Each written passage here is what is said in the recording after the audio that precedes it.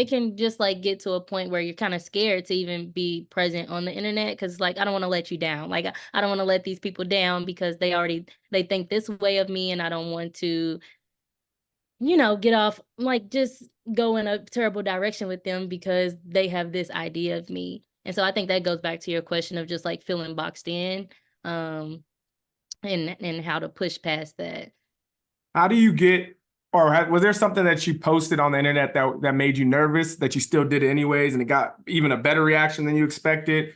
Or, just kind of like when it comes to being a content creator, as we talk about, being vulnerable or just not, showing what you want to show, like how has there been moments where you posted content where you're like, this is a little tough. I don't know if I wanted to post it, but it had a good result.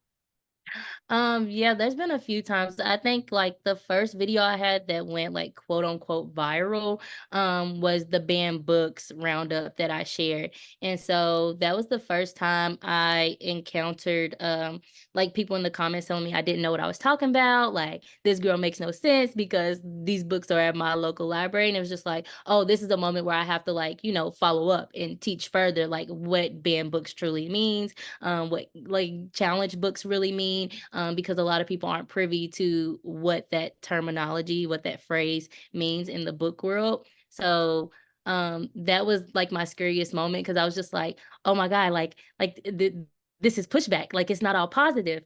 Um, and then a more recent one was there was a roundup of like queer books that I recently shared for Pride Month, and I had an author who is a very conservative author reach out to me via email and was basically harassing me in my email, and that was very scary because I was just like, oh, this is very strange, like people actually like do these things. And it's just like I was trying to like fuse the situation, just be like, hey, like, obviously you're not my target audience. And I had to like eventually block her because it was going on too far.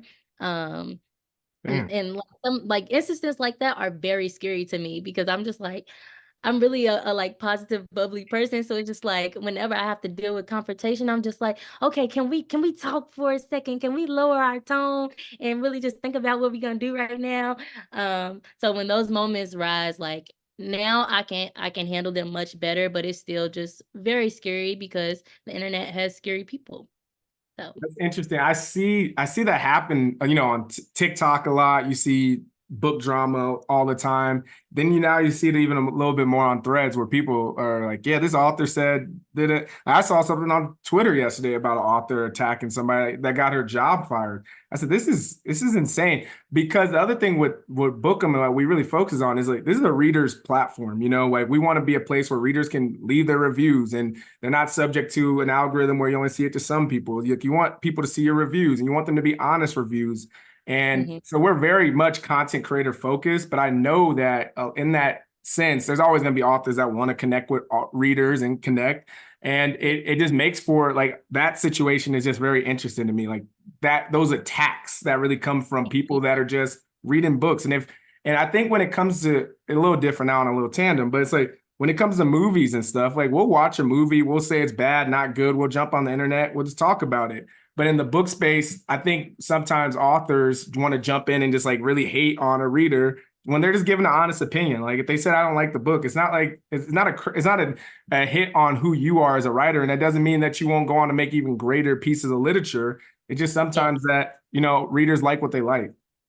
Yeah, I think like that's why the reader community is so unique in the way that people like pursue it and become a part of it because like authors will be like, "Well, I wrote a book, but I'm also a reader. Like I should be able to be in these same places. I should be able to talk back to you." And it's just like movie directors and like the whole writer team, they're not in my DMs like telling me like, "Oh, I'm about to put you on the block list." And it's just like I can understand like as an author it probably is very hard because authors have to like market their books, like they have to like sell and pitch themselves to the reader community all day on social media, so it's hard to dodge those reviews when they come in. And I think it's also like reader etiquette sometimes, where they're tagging the author in like 2 and 1 star reviews. It's like you don't have to do that. You don't have to like let them know that you hated their writing, and that they should find a different full-time job. Like you shouldn't do that.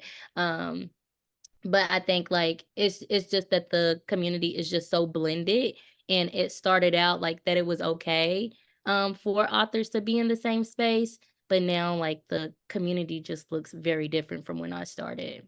Yeah, no, I agree. Cause yeah, I was doing content with on book content since like 2016. So I definitely agree with you. I also think it's a two-way street. Like I completely understand as an author, you're really like we're talking about, you're a creator in the sense you put something out in the world, you want it to be received.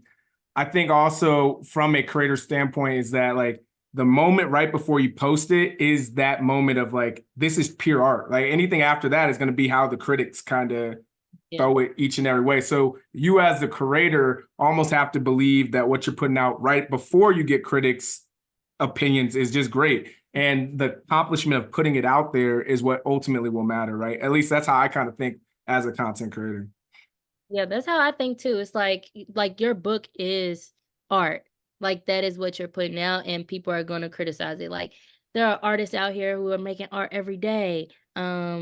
And they're not well loved. They're not always receiving positive feedback, but I think like the criticism is a bit different because of like I said, like how the community looks, how people are so open to like, readers will go into detail about, like, every little thing that's wrong, and I think, like, when we're talking about, like, art critics, like, they're normally, like, a smaller space, like, from what I've seen from, like, friends and books that I've read, like, it's more of a smaller, intimate space, so it's just like, "Oh, there's a few elite people who are bashing my art," like, that's fine. Then you get, like, in the TikTok world, and then there's, like, hundreds, thousands of people's like just saying like this book is trash. And it's like you can't even escape the criticism at that point as an author. And I kind of feel bad for them when that happens, but I agree. It's a two-way street. Like it's bound to happen, but like where's the balance in it? If you enjoyed that clip, make sure you head over to www.bookupapp.com to download our app so you can connect with your favorite bookish content creators, start conversations, and start your own book club.